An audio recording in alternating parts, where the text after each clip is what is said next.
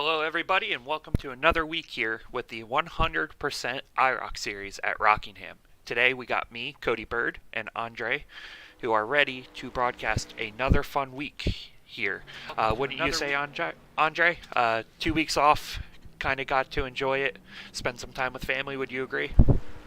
Oh yeah. It's been a nice little break from broadcasting, but we're definitely ready to get back at it, especially when we're going to a track as exciting as Rockingham. I think this is one of those tracks that, as a NASCAR fan, you just kind of have to love it. The history of this track, the racing product that it provided, and then of course, the whole controversy of the track being pretty much vacated entirely and now pretty much falling into shambles in real life. But that's not an issue on iRacing. It was scanned and preserved so that we can race on it digitally, and that's what we're going to be doing. The IROC series, 100% IROC series, is going to be showing down here. It's going to be an interesting race. Cody, we heard a little bit from the drivers about tire wear being a huge factor. Tell us a little bit about that. Yeah, so we actually heard from Bryson Hixenball right before, right about 10 minutes ago, who he showed us his tire wear. After about a 50 lap run, he was at 11% on his right rear. So it's going to be interesting to see if that they have to pit for green flag stops, which we haven't seen yet. They've been able to go the whole race so far. They are going to have to, I believe, possibly fuel as well. So it's going to add an interesting strategy here to the race as we're already through the halfway point of the series. We've been treated so far to three very great races, seeing Joan Dulaney win two of them and Dustin Swingle winning the first one. So it's going to be another fun race, and it's going to be interesting to see if Joan Dulaney can go three in a row here. Points are definitely tightening up a little, as you can see up on the screen here. As you can see, Jonathan Dulaney holds a short 2-point lead over Dustin Schwingle for that top spot, with Kevin Steele only 7 behind that, with Costarellos 8 points back. But it does not look like he is going to make today's field.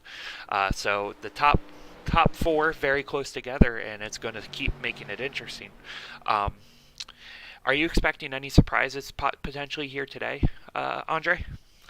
I think it's going to be a race full of surprises. You mentioned that the tire wear was down to 11% on Hixenbaugh's car after just 50 laps. The race length itself is nearly double that. So it's going to be a race where you're going to have to strategize. How early do you pit for tires? How early?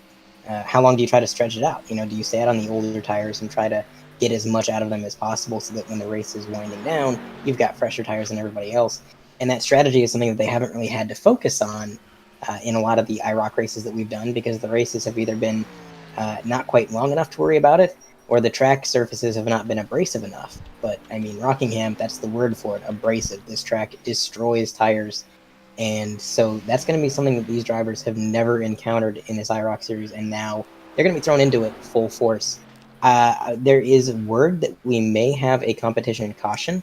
If that's the case, that's another thing that maybe is going to throw a wrench into this and cause a little bit of action, because we haven't had any competition cautions in this series thus far, and now we may end up having one in this race. So if everybody gets separated and split up and somebody's out to a decent lead, that could be taken away simply by that competition caution.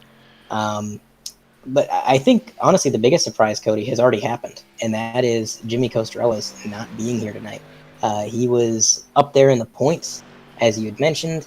He's been doing really well week in and week out, and now at Rockingham, halfway through the series, he just hasn't shown up. So a huge, huge shakeup for the points picture. Absolutely, and I mean, this is key for guys such as Alonso Chicano and Bryson Hixenball to potentially get back up there in the points battle as we close in on the end of the season. First off, I also want to thank Kevin Steele for the new logo up in the top right corner. Definitely something that was needed. The previous one wasn't bad, but Kevin obviously very good at his design process, and as you can see, all these cars were designed by Kevin. As we finish up practice here with 3 seconds left, and it looks like Bryson Hixenball is going to top the charts in practice here today. So, Andre, I'm going to let you get into the starting lineup. Obviously, there is going to be some changes to the lineup, but this is what we were given pre-race. Absolutely. So they're going to be gridding up momentarily. And it is going to be Cameron Stone that is rounding out All right. your You have 1 field minute up to on the grid, guys. pole. 1 He minute to has grid. had a string of bad races. Obviously, the way these grids are formed is via the reverse point order. So Cameron Stone has had a lot of rough races. He is the furthest back in points. He's going to be on your pole. Outside of him, it looks like it's going to be Bryson. No, hold on 1 minute. So outside of Cameron Stone, you have Craig Fryer, who did show up last minute. I didn't see him in practice, but he is here. He's going to be outside row 1. Back to row 2, you got Preston McRae on the inside, Bryson Hicksonbaugh on the outside. Row 3 is going to be Alonzo Chicano in that number 2 machine, and who is outside on the outside, row 3, Kevin Steele in that number 7. Dustin Schwingle, the 13 machine, he's going to be rounding out row 4 with Joan Dulaney on his outside. And that is your entire field. So pretty soon they're going to get rolling, and I'm looking forward to this race, Cody. Yeah, same here. Definitely going to be an interesting strategy to see what some of these guys do. Of course, with the tires and how they are wearing. So it's definitely going to make it interesting as it looks like we get ready to roll here. I believe it will be 2 laps around before... 1 lap to green. So it looks like we're treated to a very short grid period here and get rolling very quickly as we get started. So before we go any farther, Andre, who do you have winning today's race? Good luck. I'm going to go with Cameron Stone. He's always been a bit of a short track professional, and I know Rockingham isn't technically a short track, but it kind of races like one, and it definitely seems like this track would be right up his alley in terms of driving style. Absolutely, and I'm going to go with Bryson Hicksonbaugh. He's got to get this monkey off his back, as it seems. It's been on a kind of cold streak even in other races as well as we go into turn 3, and we're going to get rolling here. Andre, why don't you start us off with today's broadcast? So the pace car is going to round turns 3 and 4. It's going to make that hard left turn as soon as they exit. And then it's up to the leader's discretion when the green flag is going to fly. When does he get on the throttle? Stone, the control car, he is going to wait it out. The green flag has flown. Not a very big jump by the leader, but he is going to get clear of second place. So first and second going to be single file, but behind them it's 2 wide, 2 rows deep. Bryson Hicksonbaugh on the outside of Preston McRae. Behind him, another battle between Alonzo Chicano and Kevin Steele. They're going to stay side by side as they enter turn 3. Yeah, definitely side-by-side racing early on here.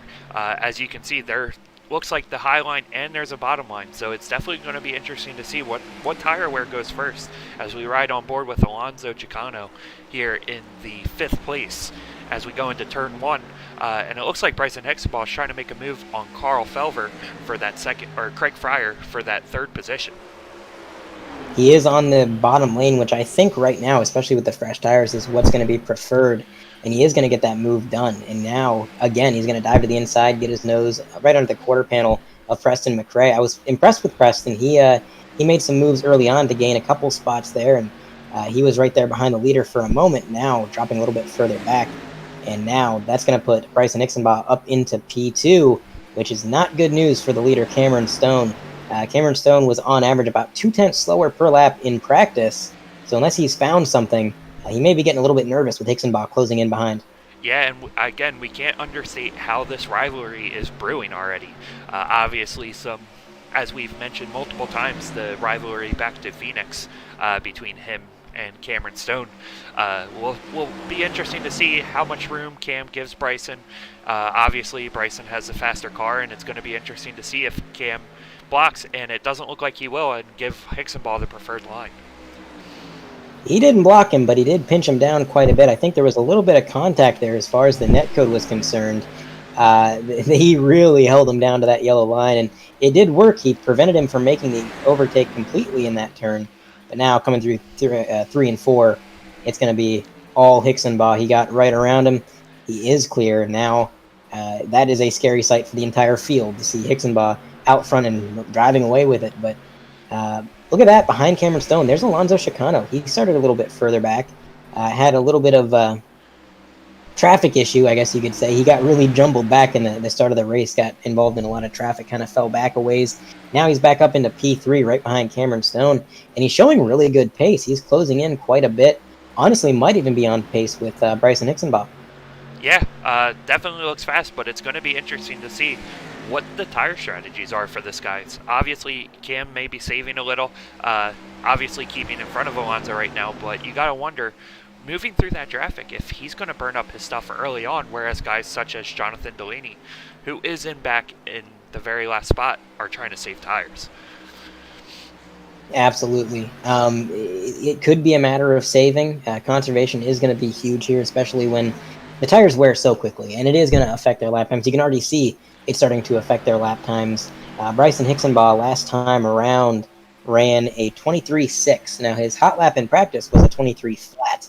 So that is quite a difference, and I think that might be a little bit of a mixture between him conserving and also the tires just not quite being able to hot lap anymore, and we're only 9 laps in out of 100, so with the tires wearing already, they're going to have to conserve. Yeah, and it looks like Cameron Stone actually closed in a little on the back of Bryson Hixenbaugh there for that lead position. So it's going to be interesting to see how aggressive Cam gets early on as he dives low and Bryson Hixenbaugh cuts him off, drops down low to prevent the run on Cameron Stone. Sorry, 2 weeks off from broadcasting. Not the best, but obviously Bryson Hixenbaugh maintains the lead here early on lap 10 of this race. Yeah, I'm a little surprised Cam did look low there, like you pointed out. He got his nose down there. It looked like he was thinking about just sending it in there, but there was definitely no gap, so I'm glad he didn't. He definitely thought better of that, and he's waiting for a better, more viable opportunity to present itself. And I think that's going to be the reoccurring story tonight, is having to wait for an opportunity to pass. This isn't really a track where you have multiple lanes to work with. This is a very bottom lane track, more so than most, and when you have these cars that are so fragile, in NASCAR, the solution to a one-lane track is just to move the guy out of the way. If somebody's blocking you and you want to get around them, you just move them out of the way. But these cars might as well be made out of paper mache. You get a little bit of contact, and it can utterly destroy the handling and performance of these machines. So the old bump and run, I don't think is going to be in any of these drivers' arsenal, simply because it would be self-destructive as much as it would be beneficial. Yeah, and early on, we're seeing the gap between everybody. The field's only within 3 seconds of each other, so very tight field early on, as it looks like Cameron Stone's looking to make another move on Bryson Hixenbaugh here going into 3, but thinks better of it this time around. Yeah, he does keep looking low. It's like he wants to make a move. He's getting a little bit impatient, but again, just no opportunities yet. Looks like he actually tried to enter the corner a little bit higher that time, right up in I would say lane 2 or 3, and it seemed to have worked for him quite a bit. He gets a huge run coming out of the corner. Now at the leader's door, he's got that preferred bottom lane, and he's going to sail right past Bryson Hixenbaugh, almost bringing Chicano in tow. Alonso has been in the catbird seat, just kind of stalking these guys for the last few laps, and now that these guys are battling it out, that has allowed him to close the gap and make himself a part of this picture. It's a three-way battle for the lead. Yeah. Definitely early on, and it looks like Craig Fryer is in that 4th position, sitting pretty in the seat there as well. Haven't talked about much from him early on in the season of IROC, but definitely somebody to keep an eye on, as in case as I mentioned, Cameron Stone and Bryson Hixenbaugh get into it. He could have an opportunity here to take the lead. Yeah, from a 3-car battle to a 4-car battle, Fryer has entered the game. He is right on the bumper of Alonso Chicano, and he is running some really great laps. Last time around, it was a 24 flat. Alonso ran a 24.1, Hixenbaugh ran a 24.2, and Cameron Stone ran a 24.1. So out of that lead pack of 4 cars, Fryer was the fastest. So he is definitely showing some great pace. And like you said, I think he's going to be one to watch as his laps wind down. Yeah, as we go through the field here a little on lap 17, obviously some guys early on that you wouldn't expect to see in the back, in Kevin Steele and Jonathan Dulaney, you have to be thinking that they're going into a tire saving mode.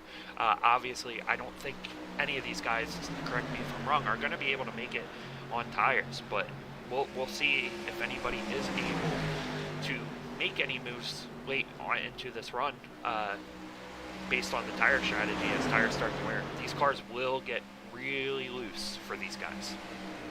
Oh, definitely. And if I was a betting man, I would say the furthest they could push these tires would be roughly 70 laps. And that would be with some good conservation. When Bryson Hixenbaugh sent us that Snapchat photo that showed his tire at 11%, that was after about a 57-lap run, I believe you said, Cody. And So Okay, go low. at 11%, that tire is not long for the world. I think stretching out another 13 or so laps would be really pushing it. But again, we're just gonna have to, because that's something to note too. Hixenbaugh, when he showed us that data, he is somebody who is very good at conserving tires. So it's not like, we got a picture or some data from somebody who was out there burning up the tire and pushing the car every single lap. No, that's how fast they were wearing for somebody who was being mindful of the tire wear. So they're definitely not going to be able to make it to the end. The rules for pitting in this IROC series are very interesting. I myself got mixed up on them in one of the prior broadcasts there at the Auto Club Road Course. The rule for pitting is under caution, you can pit for fuel with permission from the admins, but you can't pit without permission, and you cannot take tires under caution. However, under green flag conditions, you can come down pit road and you can get tires. Now, another thing to note is that tire changes for these cars are substantially longer than with a stock car. So that might be something to keep in mind as well when these guys are figuring out the strategy in their mind. But it's definitely going to be something once these tires start to wear and these guys start to make their way down pit road. Yeah, and just as we were talking about that, Craig Fryer made the move on Alonso Chicano for third. Obviously, like I mentioned earlier, haven't talked about him much, but he is one of the best in the Juggernaut Truck Series as he starts to make moves up towards the front. Yeah, he is flying right now. A 24.2 last time around, 24.23 by Bryson Hixenbaugh, and a 24.1 by Cameron Stone. So actually, Cameron Stone was the fastest out of that pack last time around, and he is starting to get a bit of a gap between himself and Hixenbaugh. It's about 5 car lengths now. So either Hixenbaugh is conserving or Cameron got this track figured out. And that is kind of Cam's driving style. I've noticed with him, it's like, especially because he's probably never turned any laps at this track with this car. He kind of showed up last minute for this race, probably didn't prepare much. Cam's the kind of guy that every lap he turns, he learns a little bit more. And he figures the track out just that little bit more. And he uses that information to get progressively faster. Like clockwork. You give him enough time at any track, and he's going to make himself competitive. And we're up to lap 25 now. He's had time to run some practice laps, and then, of course, the race has run 25 laps. I think he's getting things figured out. Yeah, absolutely. And, of course, only 100 laps. These guys have to kind of figure out this track quick. Turning laps in the 25 seconds, clicking off 4 laps a minute. Race isn't going to go very long. So it's definitely going to be something that all these drivers have to adjust to. Obviously, some of these guys may be saving. Kevin Steele currently 10 seconds back. Looks like he may be saving early on, trying to maybe go the whole length on tires. I don't believe he hit anything. I don't see any damage on the car. Do you, Andre? No, his car's looking fine. I'm riding on the roof cam of his car, and it just sounds like he's just taking it super easy. Ran a 24.6 last time around. Now, remember, Cody, I mentioned that the tire changes for these cars are way longer than on a stock car. So with a stock car, you can only save for so long before the time that you're giving up by driving conservatively is actually greater than the time you would lose coming down to pit. But the time that you lose coming down to pit in these cars is actually a lot greater. So you have more time to sacrifice by driving carefully and conserving your equipment. And that might be something that Kevin Steele's thinking about. He's got plenty of time to throw away and kind of play with there. And if he could make it the entire way without blowing a tire and make it on fuel, because I've heard that the fuel mileage might be a little iffy as well, he might be one of the only guys out here trying to do that. And if it succeeded, it would almost be a guaranteed win. Yeah, absolutely, and it looks like the battle for the lead is picking up here as Bryson Hixenbaugh has closed that gap back down, and it looks like we're back to the 4-car battle that we saw earlier between the top 4. Obviously, these guys going for it, thinking that they're going to be able to make up more time, just going all out, and going to be interesting to see how it continues and to see if these guys can go the full length. Thank you.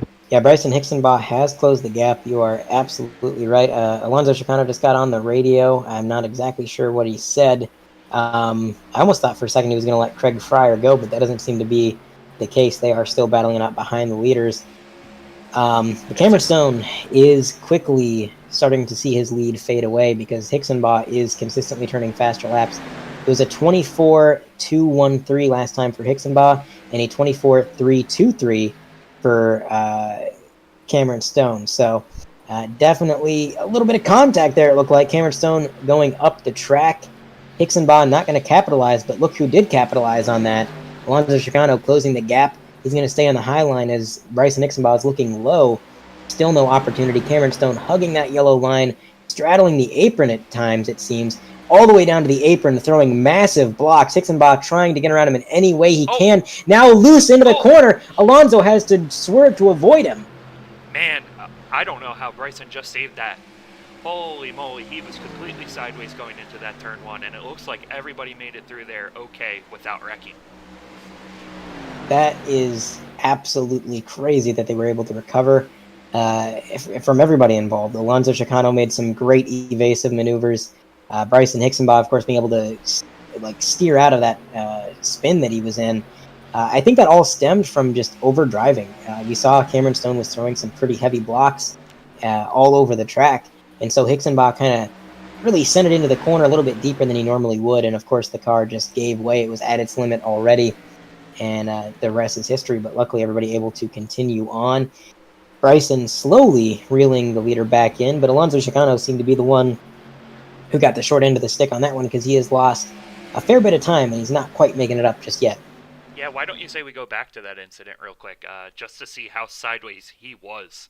I really do not know how he saved that.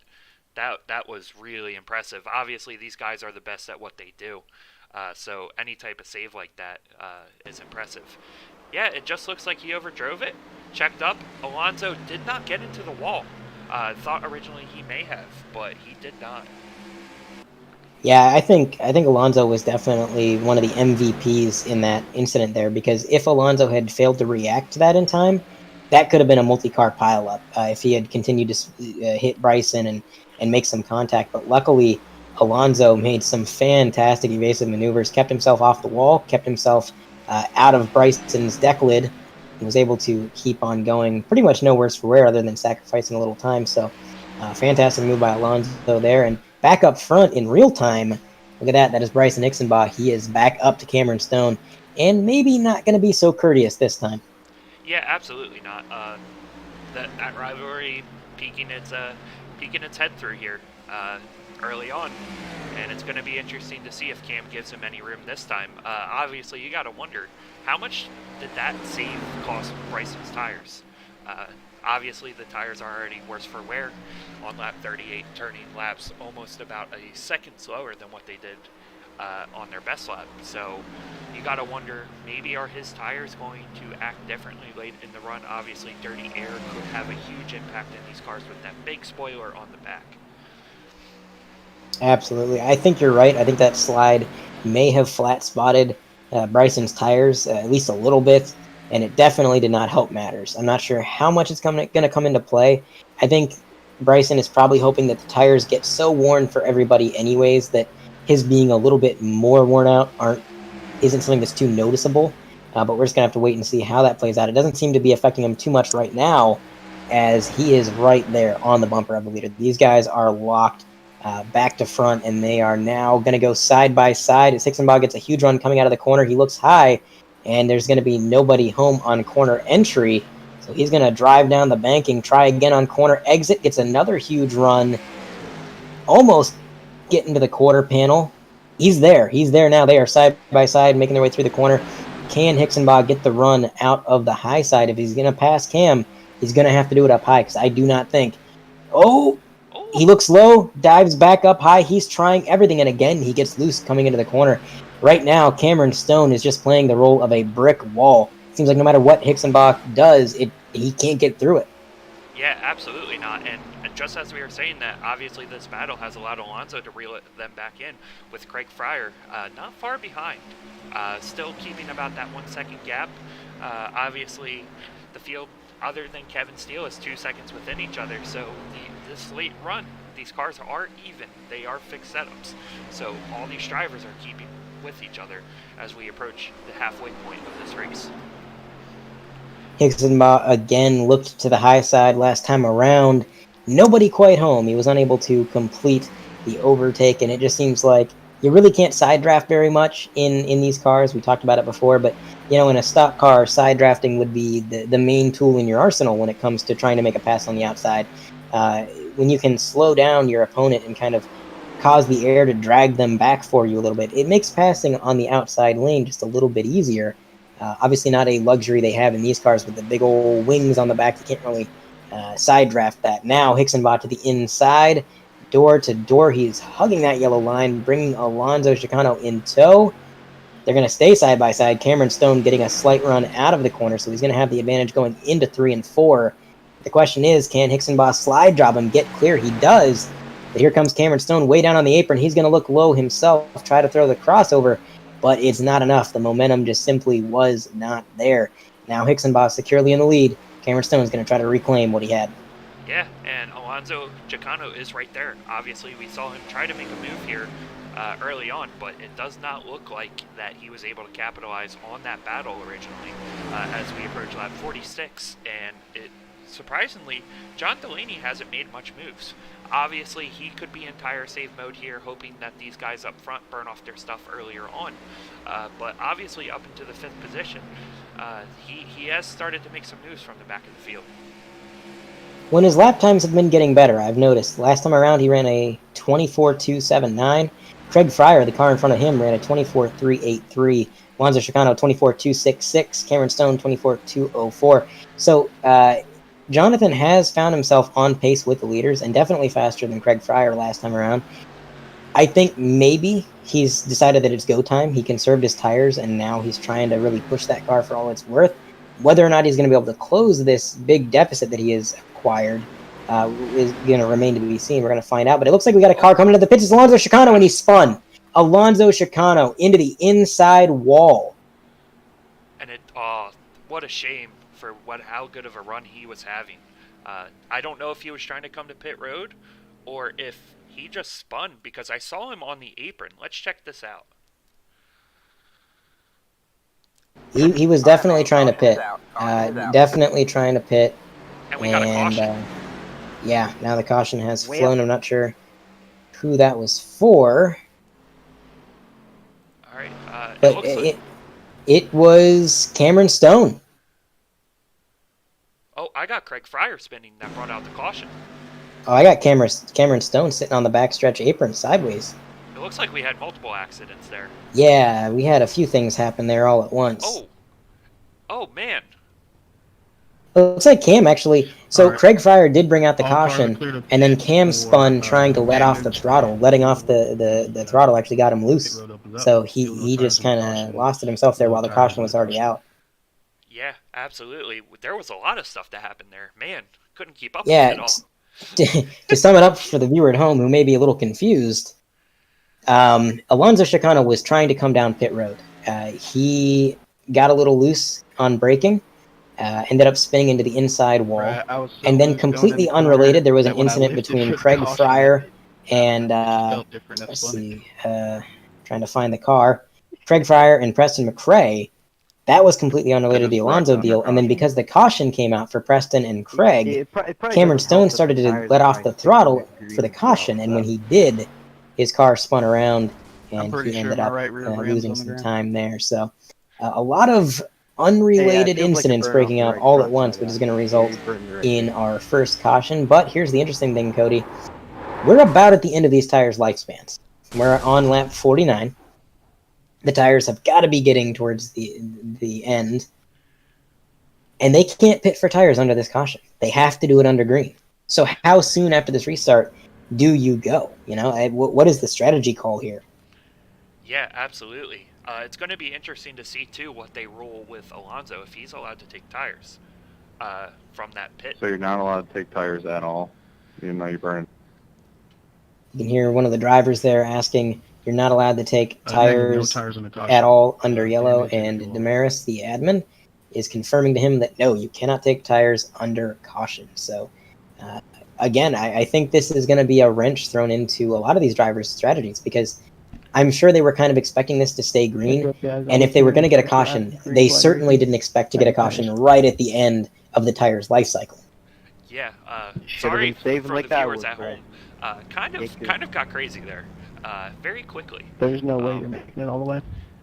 With all the tires and all that, obviously with all this going on, it's going to throw a wrench I don't know how much damage these guys have. Obviously, Preston McRae's day looks to By be the way, about Cam, if your done. tires are getting, if your car's getting loose, His that whole front probably means end your right rear's is messed well. completely destroyed.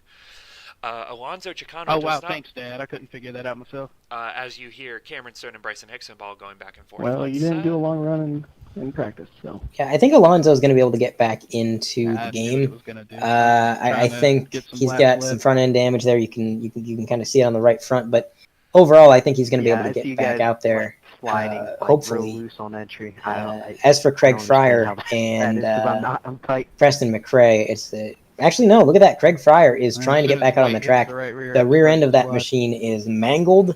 The spoiler is pointing in all kinds of different directions. But nonetheless, he's out here, and he's going to try to stay in the show. Probably. Yeah, and we are actually 1 to green, so quick caution here again. Obviously, you do not lose a lap. So I blew the because right cautions do rear and not I count. changed it. So if you want to DQ me, whatever. All right, so it sounds like Craig Fryer is saying he blew a right rear in that accident, and he changed it under yellow, so that is going to be an interesting decision for the admins. I honestly don't know how I would handle that personally. He did blow the tire, but again, it is the rule. I mean, it's in the rule book. The circumstances may or may not really matter all that much. But as the restart flies and Bryson Hixenbaugh gets out to a pretty big lead, as he tends to do on these restarts, Cameron Stone's going to follow him. Whoa! I was going to say he's going to follow him closely, but no, he's going to get loose right in turn 1. The caution flies yet again. Cody, I think we found ourselves in a dilemma here. I think these cars have gotten to the point where they're borderline undrivable, and the tires are at the point where they're exploding, but these guys aren't allowed to change them under yellow. But if we keep getting yellows before they can make it back to pit road, that could be really problematic. This is an interesting situation. Yeah, definitely very interesting. It's going to be interesting to see what Damaris Hickenbottom, or as you refer to him, Damaris Hickenbucket, decide to do. Here's what we're doing, guys. Listen up. Excuse me, it's Damaris Hickenbucket? Everybody Okay. else pits for tires. Everyone pits for tires. You don't have a choice. Okay. They're allowing them to pit for tires. Fryer, you stay out. They are saying for everybody to pit for tires. They said you do not have a choice. Everybody but Fryer. So you have to take tires. They told Fryer to stay out. And it looks like Cam did not come down pit road. I'm a little I confused. only changed the right rear, so I could change the other one. They were. I mean, I heard that right, didn't I, Cody? He said, "Come down for tires that you don't have a choice." Yeah, I heard that too. He may be just trying to come in next lap. Kind of confusing here as we go through this race. Obviously, this is some circumstance that we were not expecting. Obviously, with these tires just exploding on these guys, so it's going to be interesting. Blew my tire entering my pit box. Perfect. Oh, and there you have it. Bryson Hixenbaugh blew his tire entering the pit box. So I don't think they really had a choice in the matter here. As we try to regain our composure. Apologize to the viewers at home. You know what I find really interesting about this, Cody, is we're going to be going green on lap 50. Yes. That is going to be halfway through the race. By the time we get to the white flag lap, these guys are going to be in a similar situation to where they were before these cautions flew, where their tires are so far gone, the cars are borderline undrivable. And I think that might make for quite an interesting finish if that's what it comes down to. So we're going to have to keep an eye out for that. Cameron Stone, just an update on him. He has made his way down pit road. He's going to pit this time around as opposed to the previous time. Not sure if he was just trying to lead another lap or what he was doing there. But he's going to take some new tires, and the rest of the field is going to get themselves sorted out. Right now, it looks like the order as it stands is going to be Dustin Schwingle starting in P1 for this restart. Behind him, possibly Jonathan Dulaney, Kevin Steele, and either Fryer or Hixenbaugh behind them. And if that's the starting order, that's interesting, Cody, because we have not seen Dustin Schwingle up front yet tonight. But we know he's a good driver. He has absolutely been a dominant force throughout this entire IROC series. And now, here at Rockingham, he's finally found his way to the front. And I think he's going to be pretty solid on the defense. I think he's going to be a hard driver to pass. Yeah, Oh, yeah. absolutely. And it does look like, because of the extreme circumstances, nobody will All right, be so Fire, penalized. just to be clear, so you didn't stop and change the rest of your tires, right?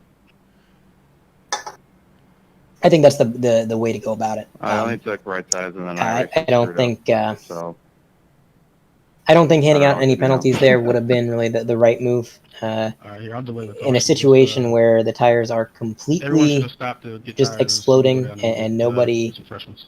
can really make it to the next yellow flag potentially, there's only really one way to handle that. So just a weird situation. This race has definitely been weird, and you kind of see things like this sometimes when you take car and track combinations that maybe weren't tested or designed to work specifically with Give 'em the iRacing. I don't think anybody, when they put these cars in iRacing, I don't think they expected anybody to put these things on the Rockingham Oval. But here we are doing it, and well, we found out the tires don't quite hold up. It's kind of very reminiscent of the Indy race for NASCAR back in 2008 when they had the absurd amount of tire issues. The admins have extended the yellow flag, so the All right, lights you have come clear back you on clear the pit pace up, car. black flags, just We're going to let me know go it's clear. back around the track one more time. I believe the cause for that is Craig Fryer, when he pitted to replace his tires the first time before everybody else, he only took right sides. He didn't take all four.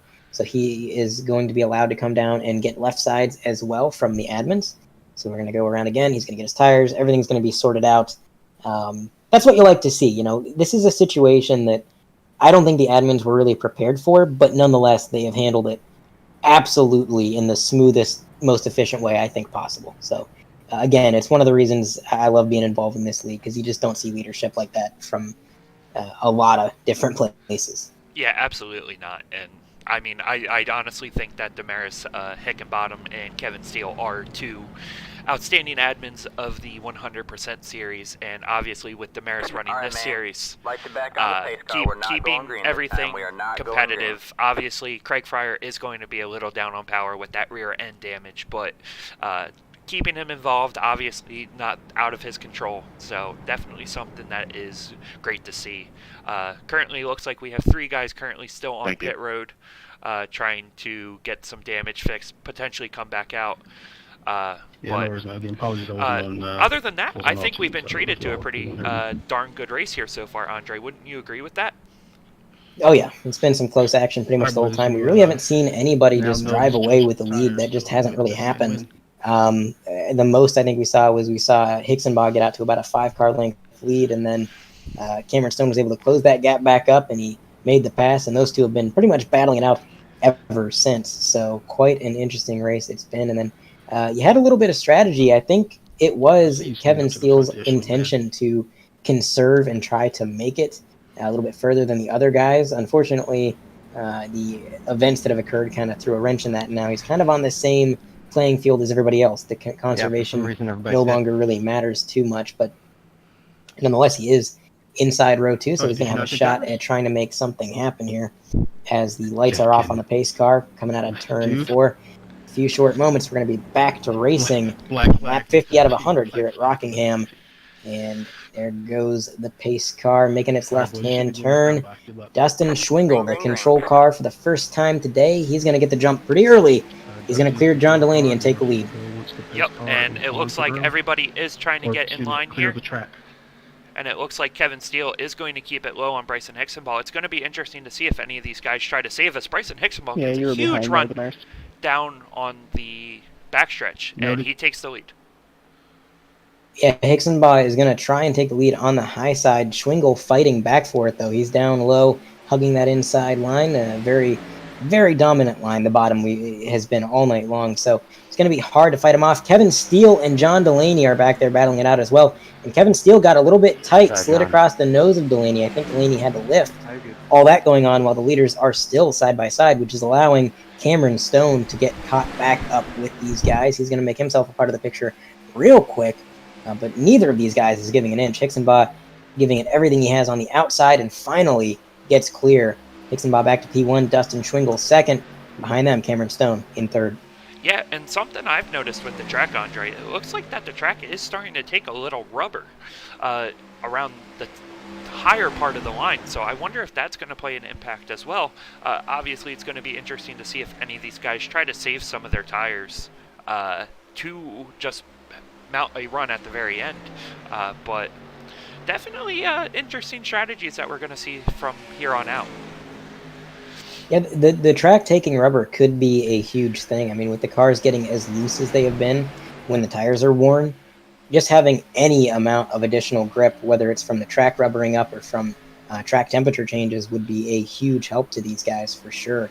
I think also Hixenbaugh is kind of maybe playing a huge part in making this track a little bit more multi-lane than it should be. He's up there on the high lane.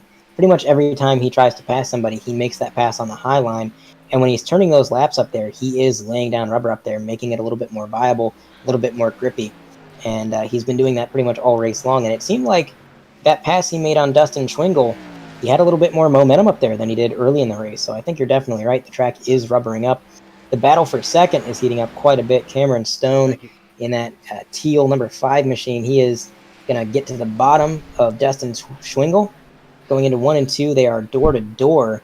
Cameron Stone with the advantage now. He's going to get clear, and here comes Jonathan Dulaney. He's also going to try to make a move on Schwingle. Not quite going to be able to get there in time to follow up with Cameron Stone.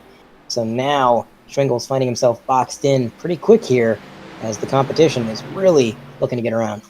Yeah, absolutely. And with Cameron Stone taking over that second place position, this kind of looks like the Galaxy Cup Series last year, Andre. Bryson Hixenbaugh and Cameron Stone 1-2. So it's going to be interesting again to see how this plays out at the end of this race as Joan Dulaney rides behind Dustin Schwingle in that 4th place and Kevin Steele right on the back bumper. We always say it, Kevin Consistency Steele, keeping his nose in it, just trying to keep pointing his way to a potential points championship here this season. Definitely. He has been very consistent. He's one of the few drivers to have pretty much no issues in any of the races thus far, and that's definitely helped him out in the points picture.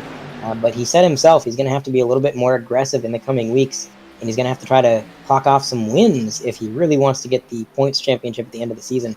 So let's look out to see him maybe get a little bit more aggressive as the race goes on. Jonathan Dulaney making a move reminiscent of Bryson Hixenbaugh, moving to the outside. He's going to try to pass Schwingle on the high line. Again, seems to be making it work quite a bit, but I'm noticing with how bumpy the track is on the top lane, it almost looked like Dulaney's car was bottoming out on some of those bumps, which could be a big detriment, but nonetheless, he actually got the overtake secured. Kevin Steele now up to the high line. He's going to take a look. Not quite enough momentum, so Schwingle is pretty much secure in his position for now until Kevin Steele regroups and tries to make that overtake again. Yeah. But back up toward the front of the field, Cody, this is probably the biggest separation that we've seen thus far. We got Bryson Hixenbaugh and Cameron Stone pretty far separated. I'd say about 10 car lengths now, maybe a little bit more. And behind them, it's about the same to third. Yeah, absolutely. And it's going to be interesting to see if Bryson Hixenbaugh is using up his tires too early on. Obviously, with what we just saw in the first 50 laps, these tires, they're not going to hold on the entire race, and these guys are going to be slipping, sliding. Always that fun thing that we did in the summer as kids, and definitely going to be something to see if these cars do start to slip more as we get into the later parts of this race as we have 38 to go. It's definitely going to get slippery with the way those tires have been this race. It's going to be quite the show, and that's why I got to wonder if maybe some of these guys are just playing it a little bit more conservative to, like you said, make the charge at the very end. Kevin Steele, I think, is a driver who may be in that camp. His lap times are a little off pace compared to the leaders, but I think that may very well be intentional. He's not so far off that he's not competitive. He's keeping himself in the picture, but it seems like he's just far back enough that he can kind of conserve the car, keep the tires underneath of him, and hopefully use what he saved at the end of the race to try and mount a bit of a comeback. I think that's what these guys are going to have to do with how dominant Bryson was in practice with his lap times. Again, the only driver in practice to get a 23 flat.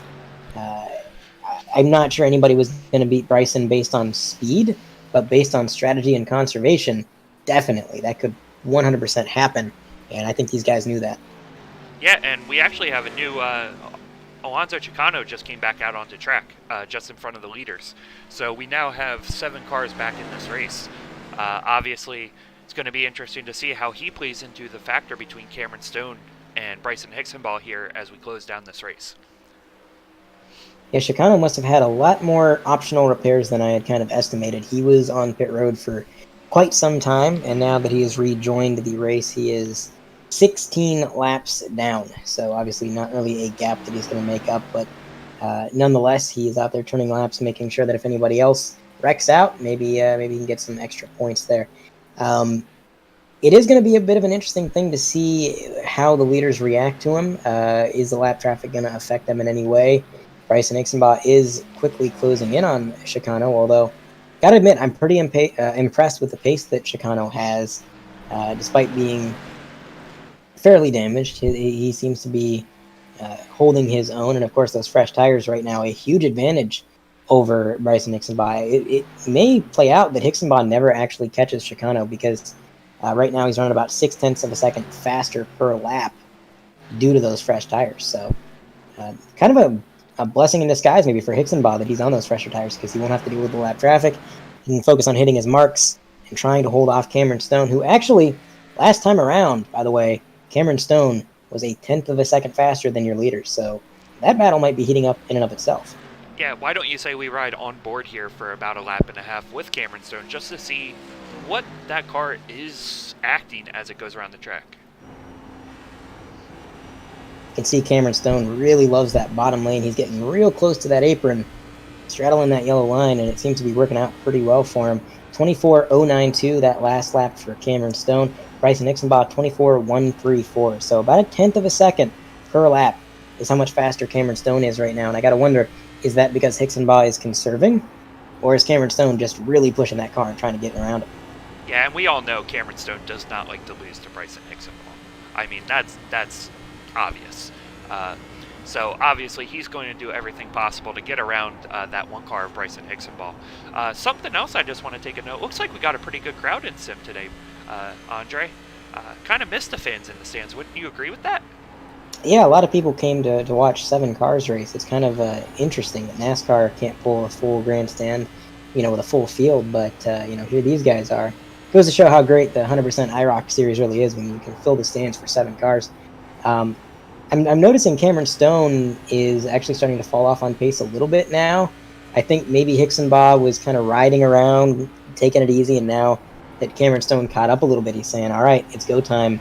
He's getting on that throttle and he's picking the pace back up. So, I don't know, maybe a bit of a cat and mouse game between these two leaders. Jonathan Dulaney in 3rd place right now. He's a little bit further back. As they enter turns 1 and 2, he is just past the start-finish line. So, he's got some ground to make up, but he is on pace. It was a 24.140 for Jonathan Dulaney last time around, and a 24.159 for Cameron Stone. So actually, Dulaney, the fastest out of the top 3 last time around. He was actually faster than Hixenbaugh as well. So maybe Dulaney has been saving. Maybe he's got something up his sleeve. 24.0 last time by. He was the only driver in the top 4 to run a 24.0. So he is kind of booking it right now, Cody.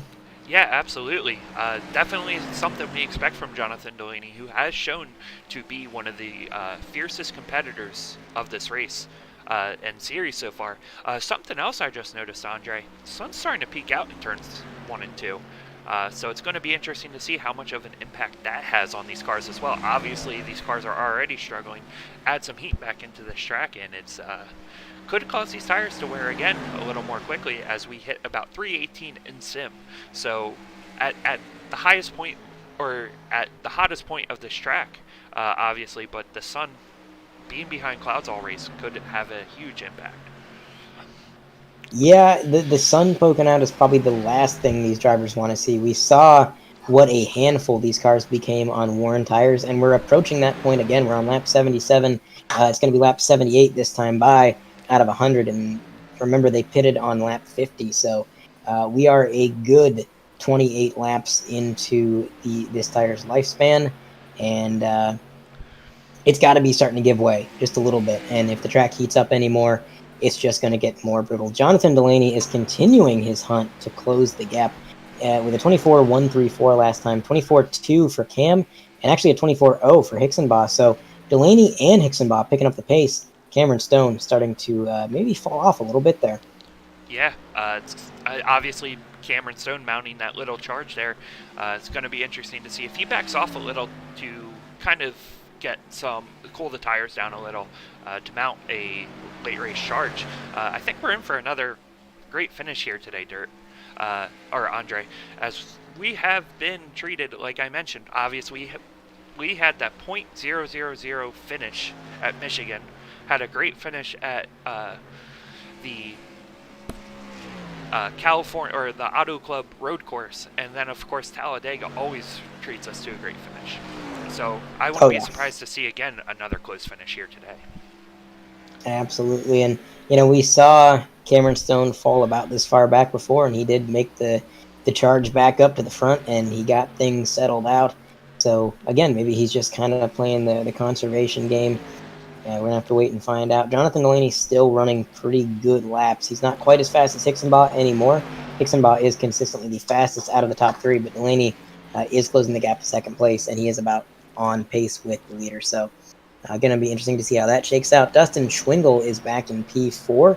Just checking in on him. He's coming out of turn 4 right now as the leaders are approaching turns 3 and 4. So about a straightaway difference between him and the leader. But at this point, P4 is not bad, especially when you have the points cushion that he had, and the drivers ahead of you are all behind you in points anyhow. I think he's pretty much safe just to stay running there in P4. Kevin Steele in P5, as he's going into turns 1 and 2. Your leaders are approaching turns 3 and 4, so a huge gap back to Kevin Steele, and that is not what Kevin wanted to see this week. He said in his interview last week he needed to start getting wins, needed to be a little bit more aggressive, but it would seem that Rockingham is just not vibing with him. It's not kind of his type of track, it would seem, because he's kind of struggling with lap times. 24.4 last time around when the leader was running about a 24.1, so not quite on pace. Maybe the setup just isn't to his liking, Cody. Yeah, you also got to wonder, maybe he's hoping that these guys have the issues they did earlier. 50 laps, of course, he's hoping that these guys are pushing it at the end of the race, so he could end up having a great finish if he's just trying to save and potentially steal a victory here. Obviously, being in the top 3 in the first 3 races is huge. So we'll see if he's able to get another podium here, as he's been the only consistent person we've talked to week in and week out. Yeah, this is definitely an abnormal run. He's been so consistent throughout the entire series, running so well, getting a podium just about every single week.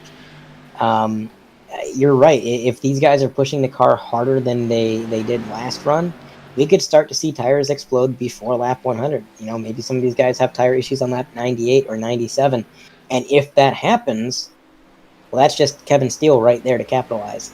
So we'll have to wait and see. But right now, I'm going back up to the lead pack, and Jonathan Dulaney has closed the gap to Cameron Stone. And Cameron Stone has slowly been closing the gap to the leader as well. So the top 3 all closing in on one another. This is heating up to be quite the finish. Yeah, and just as we were mentioning, Alonso Chicano did drop off track to let these guys race it instead of getting in anybody's way. So great move on that part. He closed it about, it looks like, a tenth that last lap, and then it looked like he closed it 2/10 the lap before. So it looks like he was trying to keep some, allow some heat late into this run for his tires. Absolutely, and that's probably not what Bryson Hixenbaugh wanted to see. Didn't want to see his rival closing the gap this late into the running. It's lap 89 out of 100. So when we get to the line, we'll be at 11 to go this time by. Not too much time left, and with the field closing in, it's definitely a high-pressure situation. Jonathan Dulaney hungry to do well. He won the Auto Club road course a while back, and obviously he's kind of riding that momentum and trying to continue to get those good finishes, and here he is right up in the podium again. So this top 3 is strong, and I think this finish is going to be a battle. Yeah, absolutely. But again, we have to question, 10 laps to go.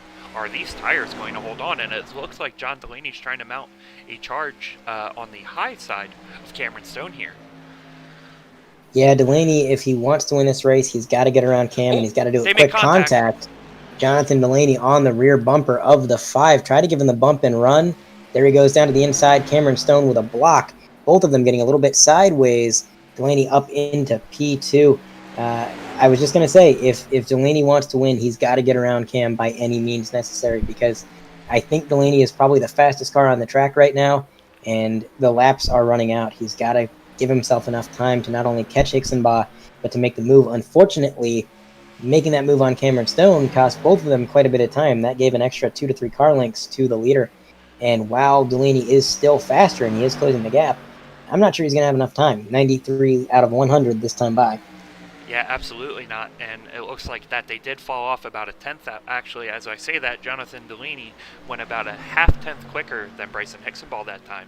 Obviously, that is not going to be enough to close the gap, and Cameron Stone is right on that back bumper of Jonathan Dulaney. Jonathan Dulaney is entering the corner super low, driving super aggressively. I'm not sure entering that low is helping him very much, but you can tell he's just trying to get the shortest way around the track and really manhandle that car so that he can try and catch up to the leader. But man, even if he into the outside wall, he got a little bit tight. Now here comes Cameron Stone to the outside. They're going to be door to door for second place through 3 and 4, and that is going to allow Hixenbaugh to extend the gap. And right now, as long as Hixenbaugh continues to hit his marks, not make any mistakes, it's pretty much his game to lose at the moment. Absolutely. Obviously, we're going to stay on this battle here for second place as it has heated up. And it looks like Cameron Stone just got loose coming off it too as he goes down low on Jonathan Dulaney. I think their best bet would be to ride single file as they try to catch him, but they're battling it out here for second place. Yeah, I think they've given up on catching Hixenbaugh, and now they're going for the make points in contact. second and contact. Little bit of quarter panel contact, both of them getting extremely sideways, but an impressive recovery by both drivers. Cameron Stone back up into P2, but here comes Jonathan Dulaney with the crossover. So low into the corner that he was halfway on the apron, and he makes it stick. He's going to get right back into P2. Oh man, we're getting treated, even though it's not a battle for the lead, we're getting treated for the battle for second as Cameron Stone gets him loose, sends him up the track, and Cameron Stone goes back down low for second. Oh, and they're going to make contact coming out of 2. Down the back straightaway, the advantage goes to John Dulaney. He's going to go ahead and get back up into P2. Bryson Hixenbaugh at this point has sailed off into the sunset. He's gone. These guys are just battling it out for second place points, and they know it, and they are giving it their all. Jonathan Dulaney trying to run the most defensive line he can, hugging that bottom, not giving Cameron Stone the opportunity to get down there. But I don't know, with all the contact that's been made already, I'm not sure I would rely on Cameron not to maybe make a little bit of contact again, give him the bump and run on the closing laps here, but we're going to have to find out. As it actually seems like Jonathan Dulaney was a little bit quicker that time around. Lap 99 out of 100 is going to be white flag next time by. Yeah, obviously we're not focusing in on the leader as he sailed off into the sunset. About a 2-second lead on these two as we stay on the battle for the lead. Or battle for, wow, not battle for the lead. Sorry. But as we battle for second, as we go with 1 to go, and it looks like Bryson Hixenbaugh has this in hand. Absolutely. He just got to hit his marks this time around.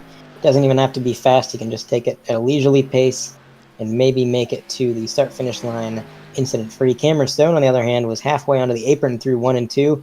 Closed in a lot on Jonathan Dulaney, but not quite enough. Coming out of turn 4, it's going to be Bryson Hixenbaugh getting his first win in the IROC series here at Rockingham.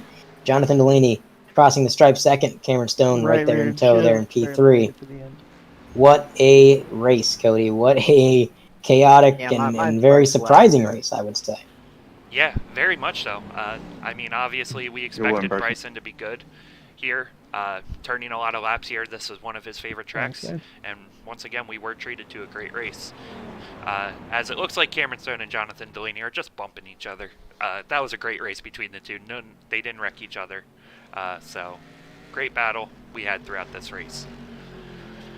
Absolutely. Robin's racing, and that's what they did. They put on a heck of a show, and it was just really awesome to watch. Just incredible that they were able to really control these cars the way that they did, and they were able to get into these slides and bump each other and not completely lose control. It was very, very impressive. But your final results as per the game, Bryson Nixonbaugh, Jonathan Dulaney, Cameron Stone, Dustin Schwingle, Kevin Steele, Craig Fryer, Alonzo Chicano 30 laps down, and Preston McRae right there running out your field 52 laps down in that Ford machine. That's your finishing order. Cody, what do you say we try and find our top 3 finishers and have a word with them? That works for me. Doesn't look like Jonathan Dulaney is in any chat. I'll message him. Oh, that's Kevin. He's not supposed to be in there. Sorry, Kevin. So used to it. Oh, there's John. Alright, so how do you want to do this? Back to front or front to back? Let's go ahead and go first to third. Alright. Bryson Hicksonball, this is Cody up in the BurdVision TV booth. You got a copy? Yes, I do. Alright, Bryson. So, walk us through that race there. Obviously, a very intense race throughout, and had some great racing. Yeah, this race was all about getting exactly everything out of the tires. If you took it a little bit too hard, you weren't going to be able to make it 50 laps on tires before you had to pit, so you were going to need to stop it. But if you took it too easy, you wouldn't be in the lead. You wouldn't be able to get out front and hold on to it. So it was all about using the tires perfect, and used it up a little bit too much in the first run, but that second run got to the lead, got a good gap, and just managed it and tried to keep the tires on it. Absolutely. So what were your tires at the end of that race?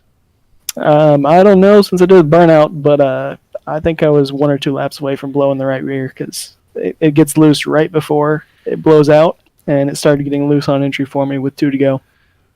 Oh, man. And so just touch on that little battle you had with Cameron Stone in that first 50 laps.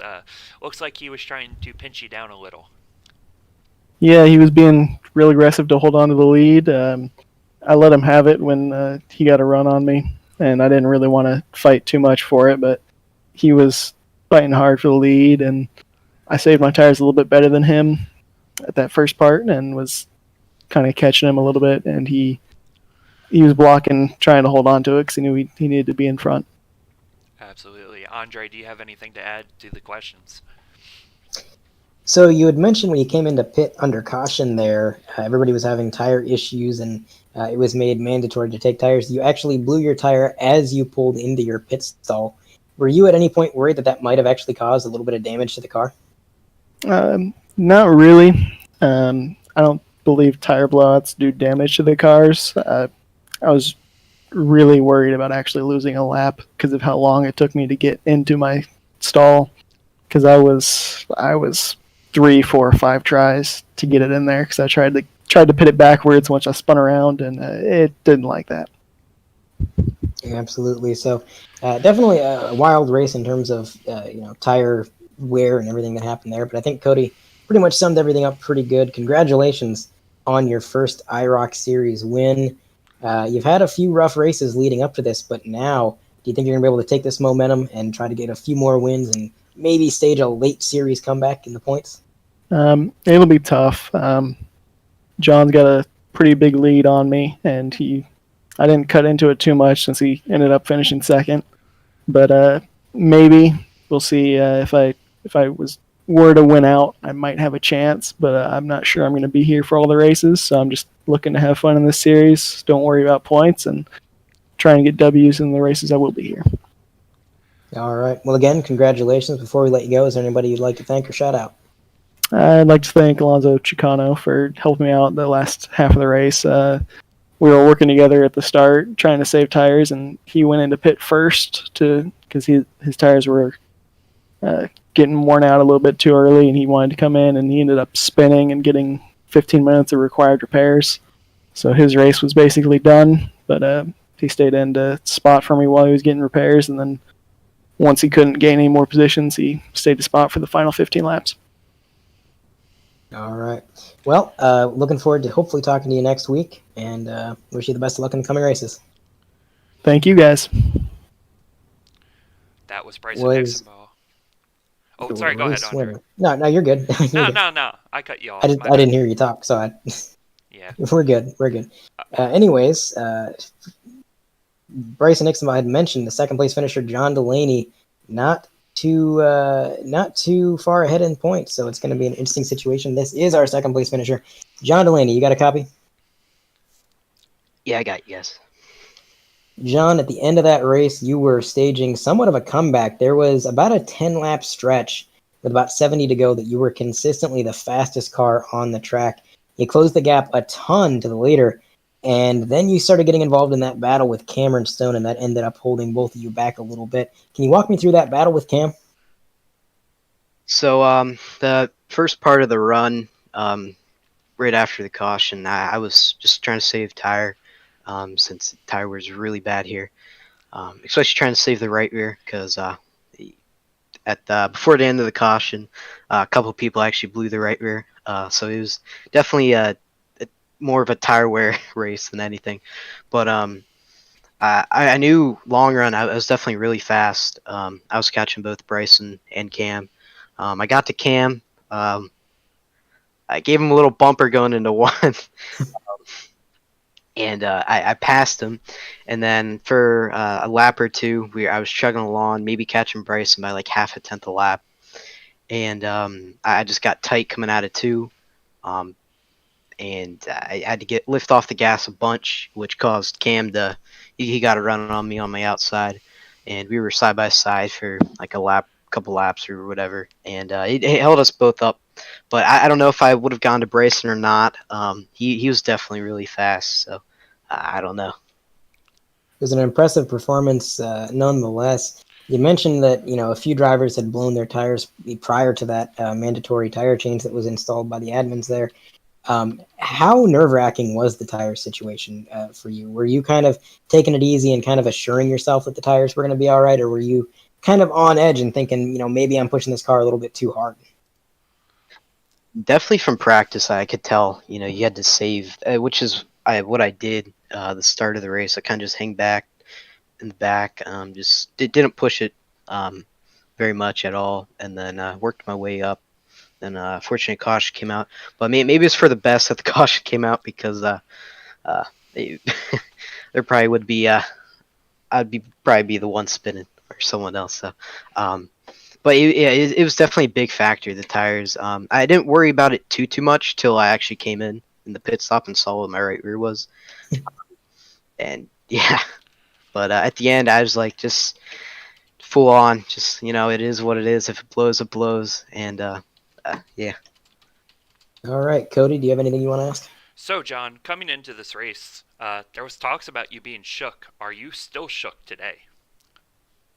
I am not. I was never shook going into this race. I was not.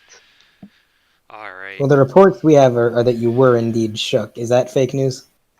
Fake news right there. It's definitely. All right, well, congratulations on your podium finish, John. Further cementing your pretty solid point situation. You've had a series of good races, and I think you're going to take this momentum and definitely carry it forward. And we look forward to hopefully talking to you next week. Yep, thanks. Well, before we let you go, anybody you want to thank as well? Let's see. Mom and Dad, you guys up in the booth for broadcasting. Damaris Hickenbottom for putting on this series. Him and Kevin Steele for adminning the 100% Cup Series. Let's see. And yeah, that's it. That's all I got. Perfect. Well, thank you, John, for meeting us up in the booth. Hope you have a good rest of your day, and we look forward to seeing you next week. Yep, let's hope so. All right, that was our second place finisher, Jonathan Dulaney. You want to start off Cameron Stone here? I'm sure he's going to be an interesting interview here, Andre. All right. Cameron Stone, you got a copy? Yes, sir. Well, in what has probably been your best IROC Series race yet, you brought it home on the podium, P3. You were involved in some pretty exciting battles all throughout the race. It seemed like no matter where we were in the race, you were duking it out with somebody. Early on, you were battling with Bryson Hixenbaugh, and then later on, of course, with Jonathan Dulaney. Walk me through your mindset for this race, and how was the car feeling? Yeah, I mean, I don't think I've made it much of a secret that I'm not really into these cars. I don't really like the way they handle it all. Had a really good run at Michigan, though. Led a lot of laps there, and just got caught up with John Dulaney in that one and wrecked out. And then the next week, wrecked out at the whatever that thing was we ran out of Fontana.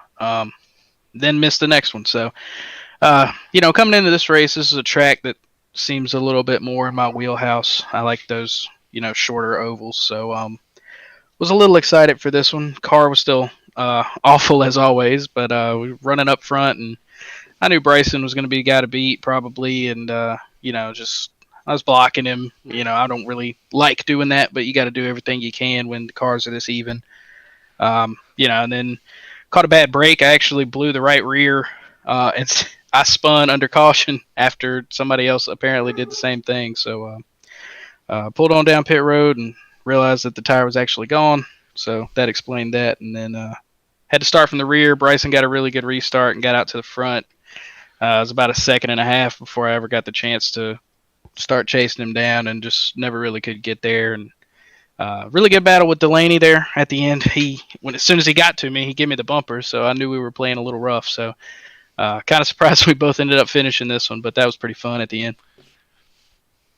Yeah, you guys were really duking it out. It was definitely something we were focusing on a lot in the broadcast. It was definitely fun to watch. Put on a heck of a show. And for somebody who doesn't like the handling of these cars, Cam, I was saying in the broadcast, I can't believe how you and Dulaney were able to recover those cars and keep them from spinning. I mean, just the car control you guys had was insane. It was great to watch. But Cody, do you have anything you'd want to add or ask? Yeah, sure. Cam, we noticed a lot of battles between you and Bryson during this race. Do you think that there's still some bad blood from the previous Galaxy Cup Series season? I really wouldn't expect that out of him. There's no bad blood from my side. Appreciate everything he's done for me last season, and looking forward to sharing the track with him and having good battles. I mean, we're going to fight hard for every position out there. It's just a lot of pride on the line. We both think we're capable of winning every race we start. So, we're definitely going to be battling, but I don't think there's any, ulterior motives or bad blood involved there. Understandable. Well, before we let you go here, Cam, is there anyone you want to thank for for today? Always want to thank Coors Light for keeping me somewhat level-headed. I want to thank you guys for putting on the broadcast. Really appreciate that. So I can go back and watch all the ways that I screwed up tonight. Got to thank Bryson and John for racing me mostly clean. They both had several opportunities to flat take me out, and neither one of them did it. So it was pretty fun racing. Really appreciate all the guys, bringing their best tonight, and hope it was a good show for everybody. Absolutely. So we'll let you finish typing your thoughts here in general chat. Thank you for putting on a great show for us, and we look forward to hopefully talking to you next week. Appreciate it, fellas. And that was our third place finisher, Cameron Stone. Andre, another great race. These guys keep performing and giving us a show to broadcast. Yeah, this IROC series has been a blast. Every single race has had something that's made it unique and interesting. Of course, Michigan, we had that .000 finish between first and second. The Auto Club road course was very interesting, just in the drama that occurred, the single car incidents, the multi-car incidents, and of course Dulaney coming back for a win.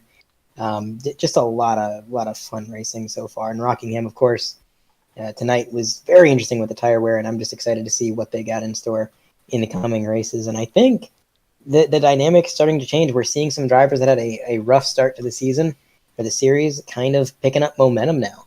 And the drivers who were doing really good, one of them didn't show up. Jimmy Costrellos was not there tonight.